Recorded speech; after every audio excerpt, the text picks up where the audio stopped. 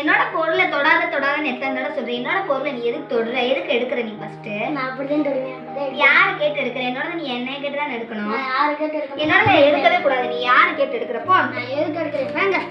இந்த பிள்ளைகளை போலதாங்க நம்மளும் நம்ம குடும்பத்திலையும் சரி, நம்ம சொந்த பந்தத்திட்டையும் சரி, ஏன் பார்க்குற சக மனுஷன்ட்டையும் நம்மளும் சண்டை போட்டுக்கிட்டே இருக்கோங்க.